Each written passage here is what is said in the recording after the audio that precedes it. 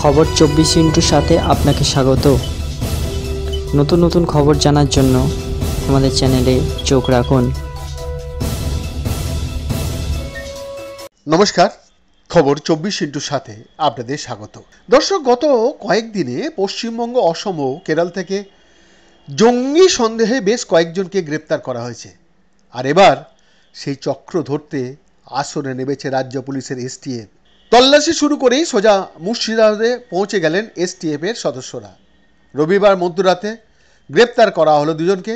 এর মধ্যে একজন কেরল থেকে জঙ্গি সন্দেহে ধৃত 7 রাড়ির পিস্তত ভাই বলে জানা গিয়েছে। রবিবার মুর্শিদাবাদের নওদায় চলে তল্লাশি। এরপরেও 7 রাড়ির পিস্তত ভাইয়ের বাড়িতে হাজির হন পুলিশ। প্রথমে জিজ্ঞাসাবাদ করা হয়, পরে গ্রেপ্তার করা হয়েছে তাকে।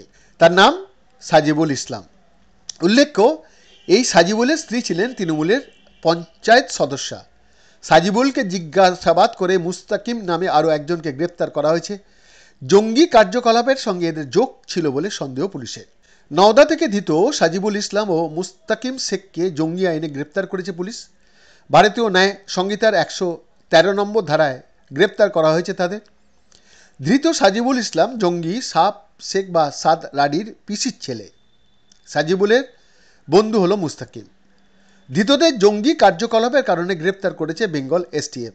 কয়েকদিন আগেই দুজনকে এই মুর্শিদাবাদ থেকেই গ্রেপ্তার করা হয়। ধৃত মিনারুল শেখের হোয়াটসঅ্যাপ থেকে যোগাযোগ করার প্রমাণ পেয়েছে পুলিশ।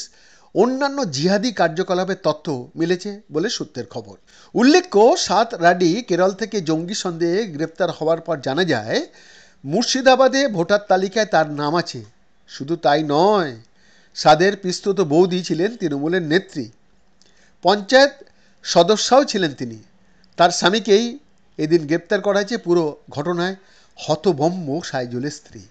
কেন তার স্বামীকে ধরে নিয়ে যাওয়া হলো তা এখনও বুঝতে পারছেন না তিনি। বৈদ্যনাথ দাসের রিপোর্ট, খবর 24/7।